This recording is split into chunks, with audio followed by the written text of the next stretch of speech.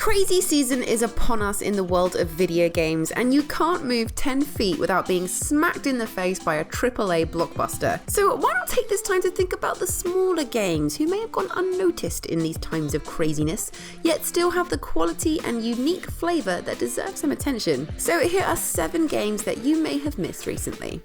If you've ever found yourself playing Grand Theft Auto 5 and getting addicted to the hunting side missions, or blowing off main missions in Far Cry 4 so you can stalk some prey, then The Hunter Call of the Wild is a game you need to check out now. It's being described as the most realistic hunting game available, so vegetarians look away. It's time to get shooting!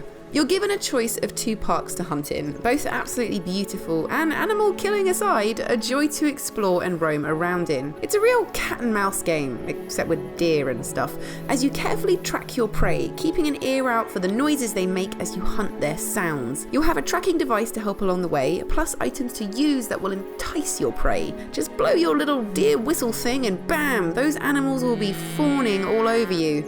Get it? Fawning? Yeah, never mind. It's very tense, and as I got closer to striking down my foe, I felt so on edge.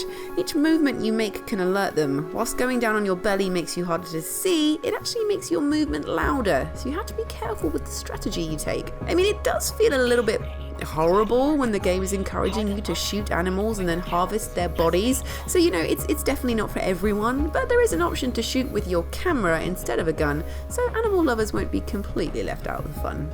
Ghost of a Tale is an upcoming action-adventure stealth game which really took me by surprise. I knew nothing about it before going in, but I loved how full of character and just how charming it was. It's still in early days of its development, but what is available is still compelling, lush, and very nostalgic. In Ghost of a Tale, you'll be playing the role of Tilo, a mouse and minstrel who's got himself into a bit of a bother. The game starts with you locked up in a mangy old prison cell, although it's not all bad, as some kind, mysterious soul is doing their bit to help free you. The first thing you'll notice about this game is that all the characters are animals, so forget everything I told you about The Hunter Call of the Wild. You'll have rats who are the patrolling guards, there'll be frogs, crabs, badgers, spiders, leeches, and various other creatures making up the characters that fill this tale. The game has a very old school fantasy feel to it, with text rather than voices, and plenty of collecting with a ye olde time feel to it. There's quests to embark on which will involve a lot of stealth and sneaking. The rats patrol the corridors and you'll have to creep your way around, hiding in the occasional barrel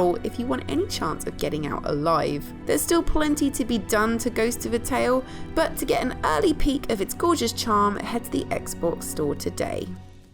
Horror games, how I both love and hate you. I love that they can create such emotion in you. I mean, it's hard to think of another genre which will have you so on the edge of your seat, screaming one moment and frantically hiding behind a pillow the next. Of course, not everyone wants to be screaming and hiding behind a pillow, so I can usually only stand 20 minutes or so of a horror game before I have to tap out because I'm done. That being said, I had games to play, so sucked it up enough to play through some of Don't Knock Twice. Don't Knock Twice is a first-person horror where you take the role of a guilt-ridden mother who must save her estranged daughter, all the while being hunted by a vengeful, demonic witch. Lovely. You're free to explore the house you're in, complete with creepy noises, lights going, and random things flying across the room. Thanks very much, Mrs. Creepy Witch. Nice to have you here. You'll have a phone on you where you'll get texts from your angry daughter, and along the way you'll also pick up bits of information that fill in the gaps about your relationship and what took place in the past. Much like the title of the game says, there'll be plenty of creepy knocking sounds which follow you wherever you go. Is it your daughter trying to get your attention, or is it the evil witch monster from hell who wants to destroy your soul? Who can say? You will be able to defend yourself though, with the option to combine elements being introduced later down the line. A witch versus a flamethrower. Who's going to win that battle? Place your bets. If pixel style games are your jam and procedurally generated levels are your peanut butter, then Songbringer is your sandwich? Yeah, I didn't really think that through. Either way, Songbringer is an awesome top-down adventure game where no 2 playthroughs are the same. Game worlds are created based on a 6-letter word entered at the start of play, making for a crazy amount of possible variations on how the world is laid out, the secrets that are hiding within, and all the challenges you'll find. You'll be playing the part of Rock, a sort of accidental hero. He likes to cruise the galaxy, party, and make music with his robot Jib, and it isn't until his ship crashes and he stumbles upon the hidden nano sword that everything goes a bit wrong. See, by doing that, he awakens an ancient evil, which isn't great, but the sword is really cool and even hums when you use it, so maybe it was worth it after all. The dialogue is funny and you'll feel for long-suffering Jib as you make your way through the world, striking down any foe in your way and exploring dungeon after dungeon. The great thing about Songbringer is the fact that it's got a lot of replay factor. No playthrough is exactly alike, so once you've done with one go, you feel compelled to see what might happen to second, third, or fourth time round. Want to have a go yourself and see what adventure you get.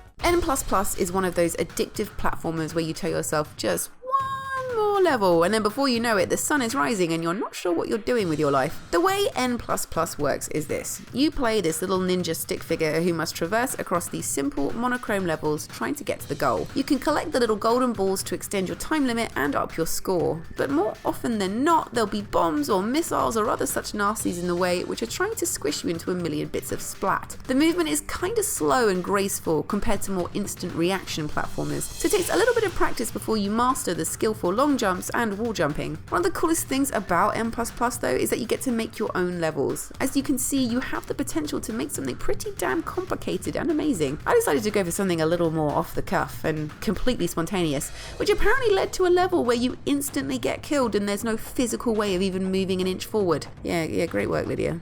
If you want to find levels which are actually good, then be sure to check out the community levels. Fans have made some amazing designs, from choose your own adventures, to mazes, to this awesome Pac-Man recreation. Of course, if things do get too tough for you, you can just tell the game it sucks and leave. Except it's then that the game tells you that you suck, and then you just know you gotta keep playing to prove it wrong.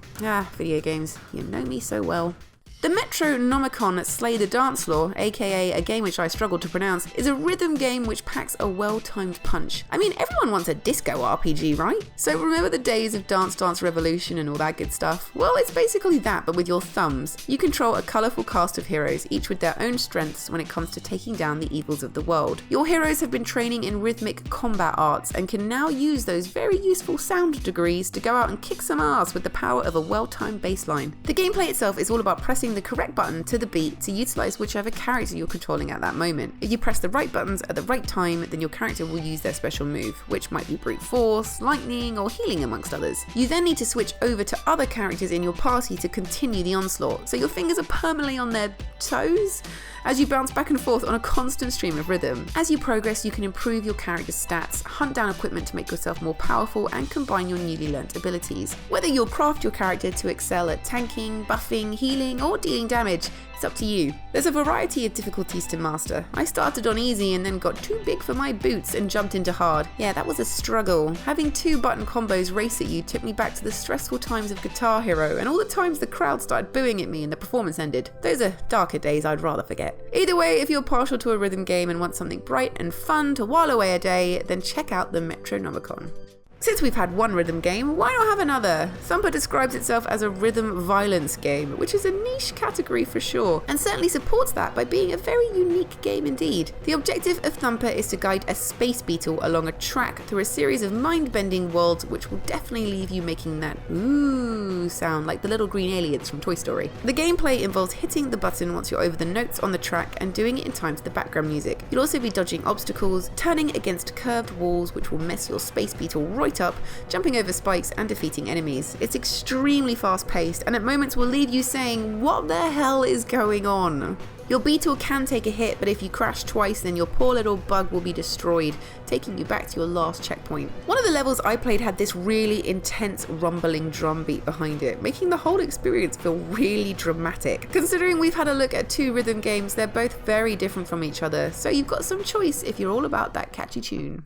And there we have it, 7 games that may have passed you by in these busy times. Let me know in the comments box if you have any suggestions that I might have missed, and make sure to hit that subscribe button if you haven't already to stay up to date with everything Xbox. And hit that like button if you enjoyed this video. I'll see you next time. Bye!